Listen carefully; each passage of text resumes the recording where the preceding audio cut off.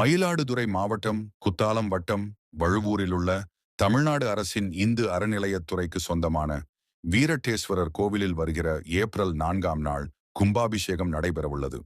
ஏறக்குறைய 1000 ஆண்டுகளுக்கு முந்தைய வரலாற்று சிறப்புமிக்க இந்த கோவிலில் சுமார் 50 ஆண்டுகளுக்கு பிறகு கும்பாபிஷேகம் நடைபெறவுள்ளது. கும்பாபிஷேகத்திற்கான பணிகள் தற்போது வேகமாக நடைபெற்று வருகிற நிலையில் பணிகளில் தன்னை முழுமையாக ஈடுபடுத்திக் கொண்டு செயற்பட்டு வருகிற வழுவூரை பூர்வீகமாக கொண்டவரும் மாவீரன் வன்னியர் சங்கத்தின் நிறுவனர் தலைவருமான திரு VGK மணி அவர்களிடம் பேசியபோது கோவிலின் சிறப்பை சொன்ன அவர் கும்பாபிஷேக நிகழ்வில் பொதுமக்கள் அனைவரும் கலந்து கொள்ளுமாறு கேட்டுக்கொண்டார். இந்த திருத்தலம் காசிக்கு நிகரான திருத்தலம்னு சொல்கிறாங்க. தமிழ்நாட்டில் இதில் 8 திருத்தலம் இருக்குது. 8 தலத்தில் முதல் திருத்தலம் இது. பிரம்மனும் விஷ்ணுவும் பார்வதியும் எல்லாம் இருந்து அருள் காட்சி அளித்த இடம் இது. இந்த இடத்துல இந்த கும்பாபிஷேகத்தில் நீங்களாம் கலந்துக்கிறது மிகவும் சிறப்பு, இந்த ஊருக்கும் சிறப்பு. ஆகையில் நீங்கள் அனைவரும் இந்த கும்பாபிஷேகத்தில் கலந்துக்கிறதா உங்களை கேட்டுக்கிறேன்.